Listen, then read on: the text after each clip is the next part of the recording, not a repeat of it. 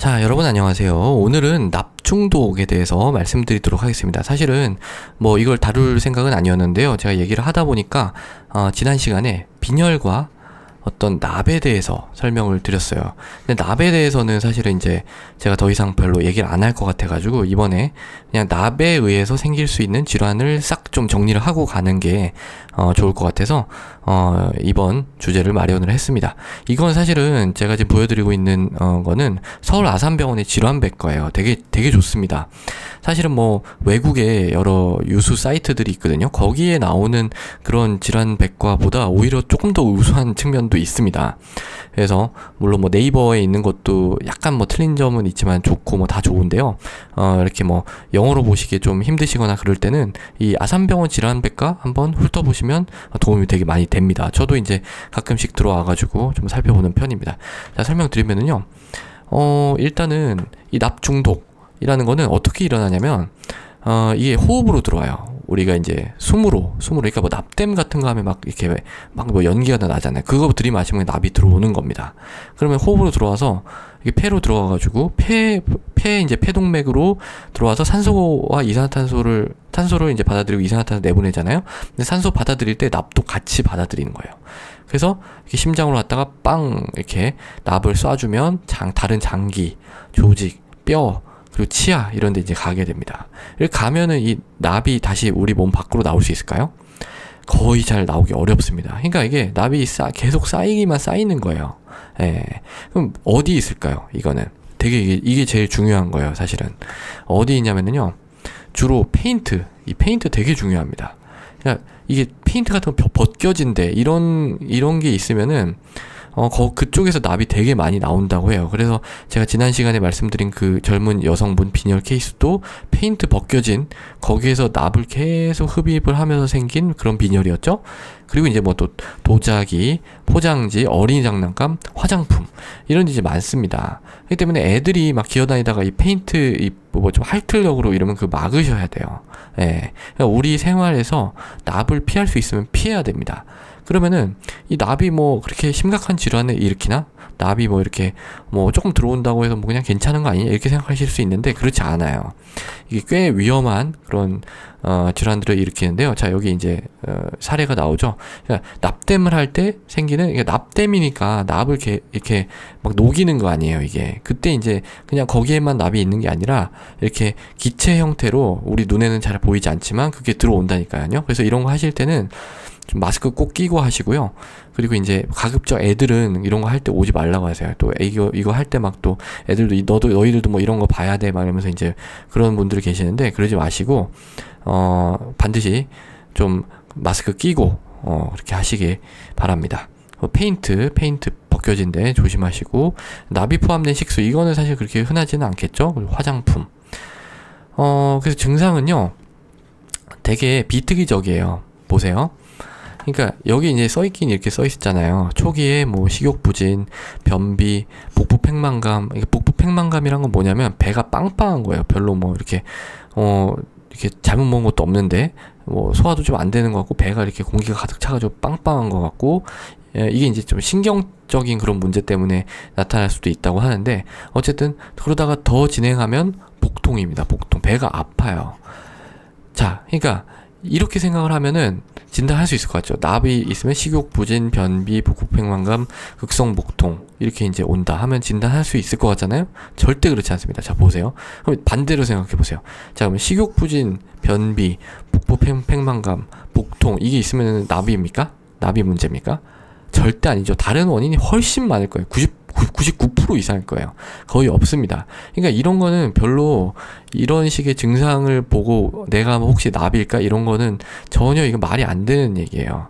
이거는 제가 지난 영상을 한번 보세요. 왜냐면은 그게 이제 드문 질환을 진단하는 어떤 좋은 시나리오거든요. 그래서 그러니까 이런 증상이 있을 때요.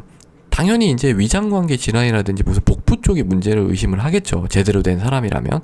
그러다가 이게 이제 나타나지 않았을 때 노출력을 가지고 평가를 하는 겁니다. 그러니까 이런 증상들, 뭐 권태감, 불면증, 노이로제, 두통 여기까지 해도 무슨 뭐 이걸 납을 의심하기 힘들어요. 그리고 얼굴빛이 뭐 창백해지고 낯빛색, 이게 낯빛색이니까 무슨 하지만 이거 뭐 이런 거는 사실은 뭐 거의 뭐 중요하지 않습니다. 그러니까 이 증상을 다 합해도 납을 진단할 수가 없다니까요.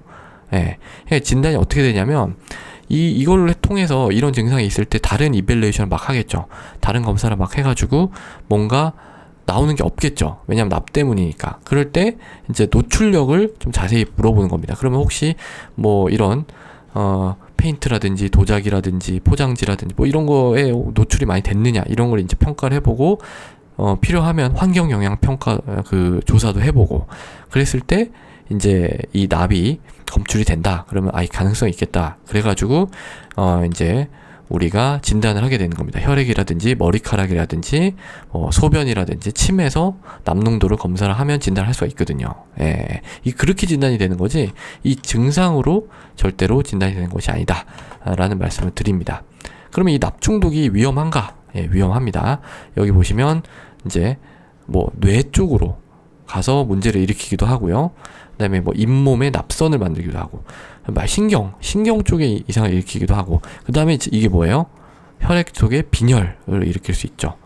그래서 그 여자분 같은 경우에는 31세밖에 안 됐는데 빈혈이 있었고 그리고 이제 복통하고 구토가 있었죠. 네. 그런데 우리를 더 헷갈리게 했던 건 뭐였죠? 예, 자궁 근종이 있었잖아요. 그러니까 자궁 근종이 있어가지고 그것 때문에 이제 계속 질출혈이 있었고 생리양이 많아졌기 때문에 이것 때문에 빈혈이 있지 않을까. 이걸로 이 연결고리로 해결이 돼버린 거예요. 그러니까 다른 그런 납 같은 그런 드문 거를 생각할 이유가 없었겠죠. 이게 훨씬 더 가능성이 높으니까. 그래서 치료도 했는데 계속 그런 증상이 빈혈이 계속 되니까 그때 이제 납중독을 생각을 하게 된 겁니다. 여기서 또 하나 얻을 수 있는 교훈이 뭐냐면 한 사람이 꼭 한 가지의 원인으로 질환이 생기는 것이 아니다라는 겁니다. 똑같은 빈혈이 있어도 그게 서로 다른 두 가지의 원인이 있을 수가 있는 거예요. 그러니까 모든 가능성을 항상 열어놓고 생각을 해야 되는 그런 겁니다. 예. 그 다음에 이제 또 뭐 신장, 콩팥에서 이런 세뇨관 간질성 질환, 이거 약간 어려운데 이거 간단하게 설명드리면 자, 피가 이렇게, 신장은 뭐 하는 데라 그랬죠? 예, 이렇게 피를 걸러주는 곳이죠. 그러니까 노폐물을 내보내는 장치입니다. 그러니까 신장의 가장 기본 단위가 이제, 사구체인데요. 그러니까 피가 들어와가지고 이 사구체로 들어가지고 막 꽈리처럼 틀었다가 다시 이제 나갑니다. 이건 제가 당뇨의 신장 합병증 이런 데서 여러 번 설명을 드렸습니다. 그러면은 이 사구체에서 막 이렇게 꽈리를 혈관이 틀잖아요. 그럼 압력이 높아져가지고 이 보호막 캡슐로 걸러져서 나갑니다. 그럼 여기서 이제 관이 이렇게 꾸불꾸불 가면서 뭐 재흡수되고 다시 배출되고 하면서 소변으로 나가는 거예요. 근데 세뇨관 간질성 질환이라는 건 뭐냐면 이 이제 피 꽈리 튼 거 그리고 이 받침대 이게 아니고요. 요 세뇨관. 예, 그리고 요 사이사이에 있는 간질. 여기에 질환이 생긴다는 거예요. 납으로 인해서. 콩팥은 되게 중요한 게 한번 망가지면 잘 회복이 안 돼요. 그래서 콩팥 망가지는 거에 대해서 의사들이 굉장히 신경을 예민하게 많이 씁니다. 예.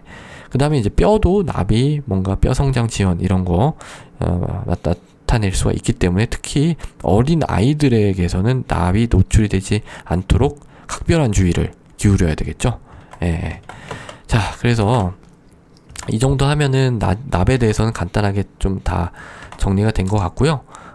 진단 그리고 치료는 이제 뭐 여러 가지가 있습니다. 그러니까 제일 중요한 거는 더 이상 노출되는 거를 피하는 거고, 그 다음에 이제 좀 해독을 하는 몸 안에 있는 이제 납을 좀 흡착해가지고 배출시키는 그런 이제 약재들이 있습니다. 그래서 그런 거를 이제 해야 될 수도 있고, 아주 심각하게 납중독이 되면 응급으로 또 치료하는 방법이 있습니다. 그래서 그런 방법을 따라야 된다라는 거고요. 제일 중요한 건 의심을 하는 거죠. 예, 의심하지 못하면은 절대로 진단할 수 없는 그런 질병군에 해당이 됩니다. 자, 그래서 오늘은 이 납중독에 대해서 간단하게 알아봤습니다. 오늘도 경청해 주셔서 감사합니다.